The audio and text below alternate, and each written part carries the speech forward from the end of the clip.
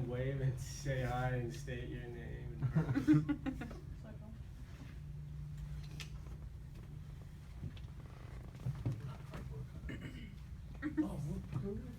Alright, good afternoon, my name's HS3 Flynn. I'm up here giving another speech for you for my communications course that I'm taking. It's going to be a persuasive speech for you to get involved in something that might be give back to the community or yeah, all that good stuff. Alright, so basically the name of the charity, the organization that I'm going to be talking about today is Souls for Souls.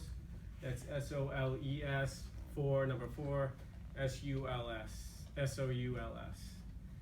Basically, I was trying to come up with a charity or an organization that you can give back to. A lot of people don't like to donate money or just really don't know how to give back. So basically, I have like this weird addiction. I have like 20 pairs of running shoes that literally you walk into my house and they're just sitting there. I don't like throwing away shoes. I spend $100 on them. You know, they're kicking around. Well, I looked online and I said, hey, maybe I could donate these shoes to somebody that needs them, somebody that's can't afford shoes. So I came up, looked in, I came across the organization Souls for Souls, and that's what I'm going to be talking about today. So I'm going to go ahead and go over sort of how they work, and then I'm going to go into how I'm going to start a collection drive here, and then we'll finish out. So basically, the mission statement of Souls for Souls, they're a nonprofit organization. They are recognized by the IRS. They're pretty huge. When you plug it into Google, they're pretty big. Let's see here. The mission statement basically to create sustainable jobs by the distribution of clothing and shoes worldwide. So the way they do that, two different ways. They have short-term relief and then long-term relief. Short-term relief is going to be the distribution of clothing, shoes, things that are donated immediately to places that have poverty, as well as homeless shelters, schools, any places that are in immediate relief from disasters or natural disasters, anything like that. So long-term relief is going to be, they create micro-industries or micro-enterprises.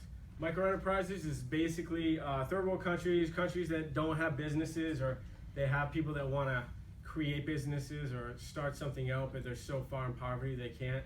What they do is they take these shoes, the clothing, they give it to them, or they mark it up a little bit at some value, they sell it to them, and what they do is it creates jobs, it creates an opportunity for somebody to create a small business, to climb out of poverty, and to also give back to the area that they're in, and then give hope for an area that doesn't, isn't like us. So then we're going to go into a couple of interesting facts that I picked off their website. Everything you can read, everything I'm talking about here is on their website. So let's go over some things. Just this organization, since 2006, they've distributed over 30 million pairs of shoes in over 127 countries worldwide. So that's a pretty big number. More than half of that number is right here in the U.S., so it's direct impact here in the U.S. as far as that goes. What else? Another benefit of giving shoes, a lot of third world countries so far in poverty, these kids want to get an education, trying to climb out of the hole somehow. And a lot of the schools over there require sneakers in order for them to attend schools. Well, if they can't afford shoes or they don't have the opportunity, this organization will come through, distribute, that way kids can go to school and get some sort of education. Another interesting fact, about 70 million pounds of textiles, whether it be shoes, clothing, are thrown away yearly, every year. Yeah, so that's a lot. So literally, if you like, I'm pretty sure everybody has a pair of shoes sitting around. If you don't, whatever. I'm gonna try to get everybody to donate here. Another big interesting or a little fact is these kids are walking around. They're way more prone to cuts, bruises, bites, infections, all types of things that can lead to poor health in these countries. So by giving Now, Commander O'Donnell, it is respectfully requested you contact the front desk. Commander O'Donnell, respectfully requested contact extension 6999. Okay, so either way, ignore that. Where was I? Yeah, so by it improves health and well-being overall within the country or the village or the area that they're in.